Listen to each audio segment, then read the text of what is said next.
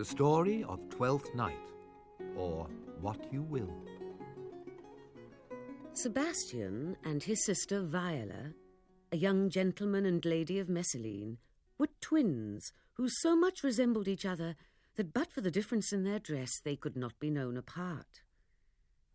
Now it so happened that they were shipwrecked on the coast of Illyria as they were making a sea voyage together, and a very small number of the ship's company escaped with their lives.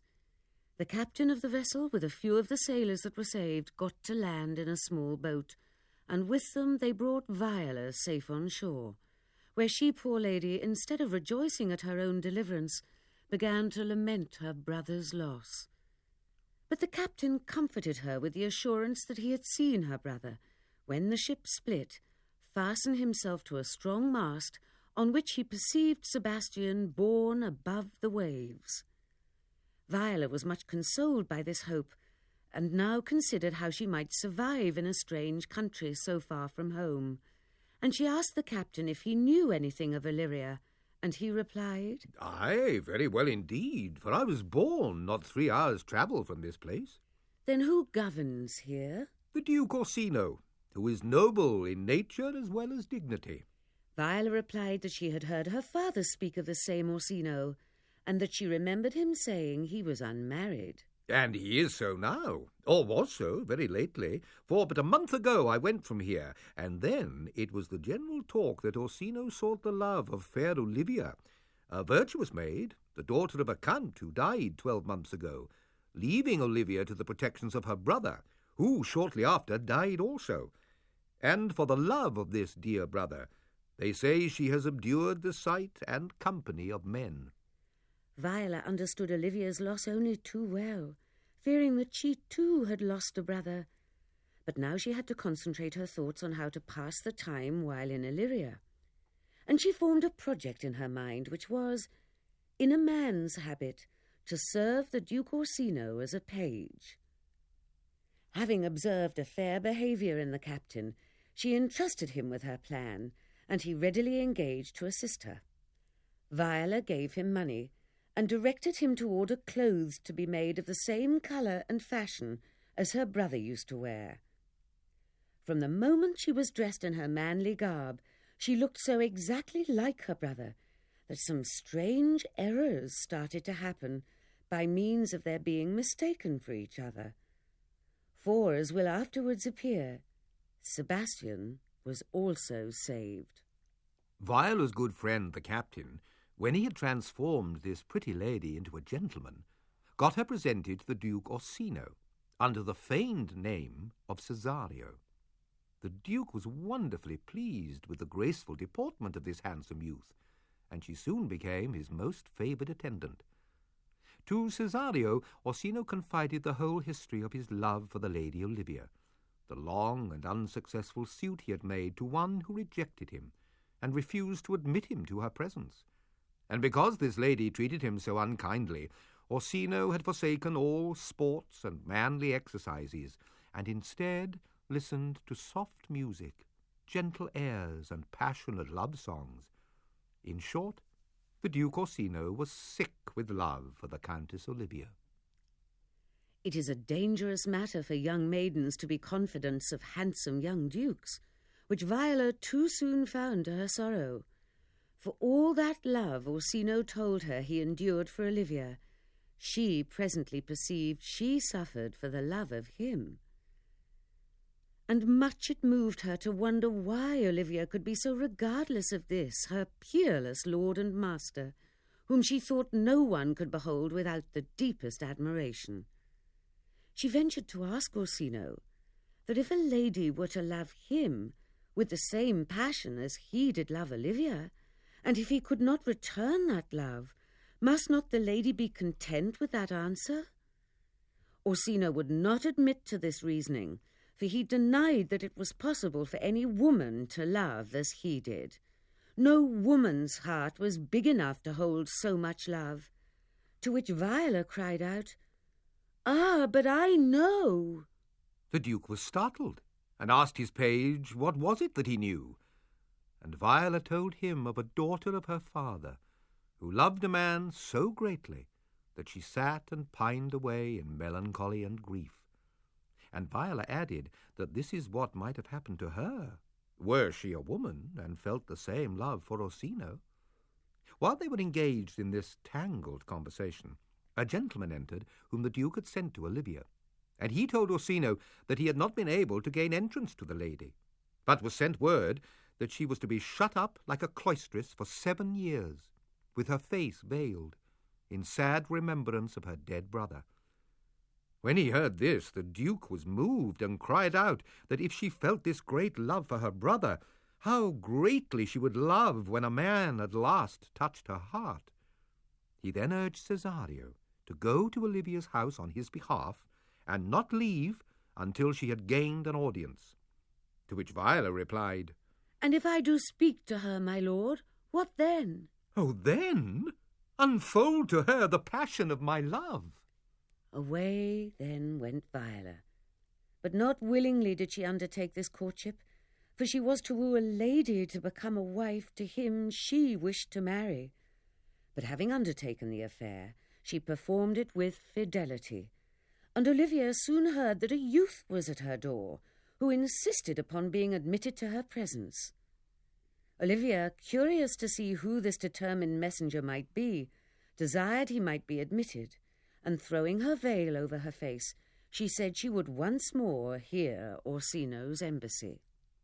Viola, entering, put on the most manly air she could assume, and affecting the fine courtier language of great men's pages, she said to the veiled lady, "Most radiant, exquisite, and matchless beauty, I pray you tell me if you are the lady of the house, for I should be sorry to cast away my speech upon another, for besides that it is excellently well penned, I have taken great pains to learn it." Olivia was intrigued by this fiery speech, and told Viola that she was indeed the lady of the house. Then Viola, having more curiosity to see her rival's features than haste to deliver her master's message, asked to see the lady's face.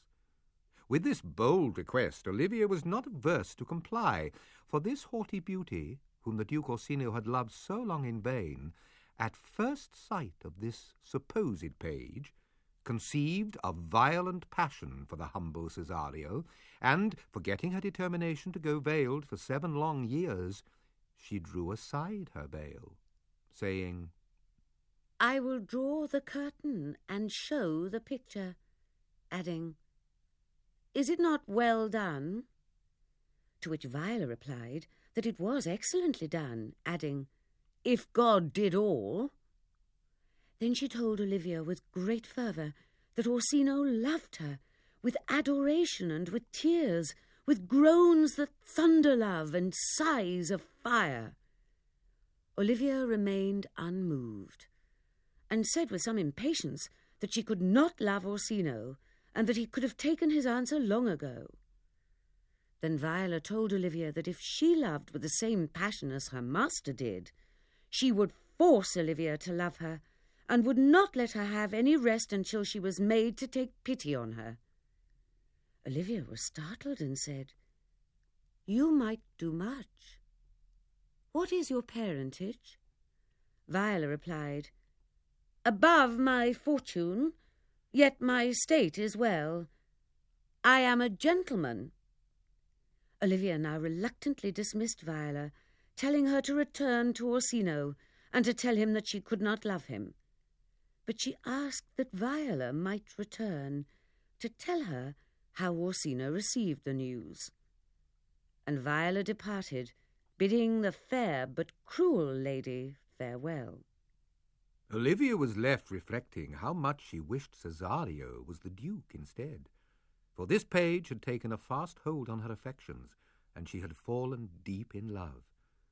And now the noble Lady Olivia so far forgot the inequality between her fortunes and those of this seeming page, that she sent a servant after him with a diamond ring, under the pretence that he had left it with her as a present from Orsino, and that she would have none of it. Viola knew she had taken no ring to Olivia, and immediately suspected the lady's true design, guessing correctly that her master's mistress had fallen in love with her. Alas, she thought, the poor lady might as well love a dream. My disguise has caused Olivia to breathe as fruitless sighs for me as I do for Orsino.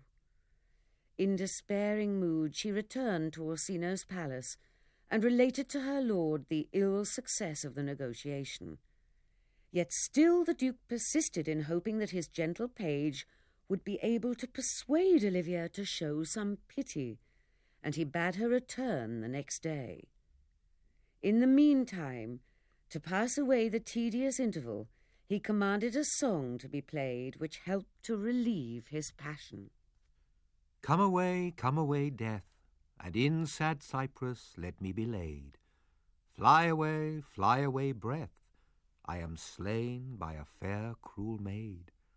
My shroud of white stuck all with you, oh, prepare it. My part of death, no one so true did share it. Not a flower sweet, on my black coffin let there be strewn. Not a friend, greet my poor corpse where my bones shall be thrown. 1,000 sighs to save, lay me, oh, where sad true lover never find my grave, to weep there. Viola did not fail to mark the words of the old song, which in such true simplicity described the pangs of unrequited love. Her sad looks were observed by Orsino, who asked if his page was also in love. Viola admitted that she was, and when the Duke inquired what kind of woman, and of what age, she answered truthfully that the object of her love was the same age and complexion as Orsino himself. The Duke was greatly amused by this, and advised her to seek a younger love. Viola, still dressed as Cesario, now made her second visit to Olivia, who immediately took the opportunity to confess her overwhelming love for the page. This news was received with great displeasure by Viola, and when Olivia saw the annoyance and perplexity expressed in the page's face, she cried out, "Oh, what a deal of scorn looks beautiful in the contempt and anger of his lip!" And she addressed the youth plainly. "Cesario, I love you so, I have neither wit nor reason to conceal my passion." But in vain the lady wooed. Viola hastened from her presence, threatening never more to come to plead Orsino's love. And now the strange errors of which we spoke earlier began to take hold. No sooner had Viola left the Lady Olivia than a claim was made upon her valour. A gentleman, a rejected suitor of Olivia, challenged her to a duel. What could poor Viola do, who, although she carried a manlike outside, had a true woman's heart inside? She began to think of confessing that she was a woman, but was relieved from this by a stranger who was passing by and who cried, "If this young gentleman has done offence, I will take the fault on me." And her challenger, who was really a great coward, immediately put up his sword. But before Viola had time to thank the stranger for his protection, the officers of the law apprehended the stranger for an offence he had committed some years previously. The stranger now turned to Viola and asked for the return of his purse. Viola was amazed and protested she knew him not, nor had she ever received a purse from him. At this the stranger grew angry and cried out, "This youth, whom you see here, I snatched from the jaws of death, and for his sake alone I came to Illyria, and have fallen into this danger." Yes, you have probably guessed. Viola, in man's garb, had been mistaken for her twin brother Sebastian. The stranger, whose name was Antonio, was a sea captain who had found Sebastian after the shipwreck, floating on the mast, exhausted with fatigue, and he had pulled him on board his ship. Since then he had conceived such a friendship for the boy that he followed him to Illyria, even though he knew his life would be in danger because of a sea fight he had been involved in some years ago, where he had dangerously wounded the Duke Orsino's nephew. It was for this offence he was now made prisoner. Antonio and Sebastian had landed together, but a few hours before Antonio had met Viola. He had given his purse to Sebastian, desiring him to use it freely if he saw anything he wished to purchase. and then they had parted company for a while. It was the same purse that Antonio now demanded of Viola, and which she, of course, could not give him. Antonio was led away, and Viola hurried home, fearing a second invitation to fight. She had not been long gone when her adversary met with Sebastian, and thinking again that it was the cowardly page Cesario, struck him a blow. Now Sebastian was no coward, and he returned the blow with interest, and to the adversary's amazement drew his sword, challenging him to a fight. A lady now put a stop to this duel, for Olivia came out of the house, and she too, mistaking Sebastian for Cesario, invited him to return with her into the house, expressing much sorrow at the rude attack he had met with. Sebastian did not at all object to the fondness that such a beautiful lady should lavish upon him, yet he wondered how it had come to pass, and he was rather inclined to think Olivia was not in her right senses. Yet he perceived she was the mistress of a fine house, and that she ordered her affairs and seemed to govern her family discreetly, and that in all but her sudden love for him she appeared in the full possession of her reason. And Sebastian soon found that he well approved of the courtship. Olivia, finding, as she thought, Cesario in this good humour, and fearing he might change his mind, proposed that as she had a priest in the house, they should be instantly married. Sebastian assented to this proposal, and when the marriage ceremony was over, he left the lady for a short while, intending to go and find his friend Antonio. In the meantime, Orsino came to visit Olivia, and as he arrived, the officers of the law brought Antonio before him. Viola was with her master, and when Antonio saw the boy, who he still thought was Sebastian, he told the Duke of this ungrateful youth whom he had cherished and looked after for the last 3 months. The Duke replied that Antonio talked of madness, because for 3 months this same youth had served him as his page. At this moment, Olivia appeared, and was surprised to see Viola, who she thought was her new husband, standing with Orsino, and she cried, "Where goes my Cesario?" Viola replied, "After him I love more than my life," meaning Orsino. Olivia was amazed, and called Cesario husband, and sent for the priest, who confirmed that he had married the Lady Olivia to this man 2 hours ago. In vain did Viola protest she was not married, and Orsino railed at the page, who he believed had robbed him of the treasure he prized above his life. But at this moment a miracle happened, for another Cesario entered, and addressed Olivia as his wife. The new Cesario was Sebastian, the real husband of Olivia. All stood astonished as the twins faced each other. Then did Viola admit to who she was, his sister, but in the disguise of a young man. When all the errors were cleared up, which the extreme likeness between this twin brother and sister had occasioned, they laughed at the Lady Olivia for the mistake she had made in falling in love with a woman. But Olivia showed no dislike to her exchange, when she found she had wedded the brother instead of the sister. Orsino now turned his thoughts to his favourite page, who he now had to think of as a young lady.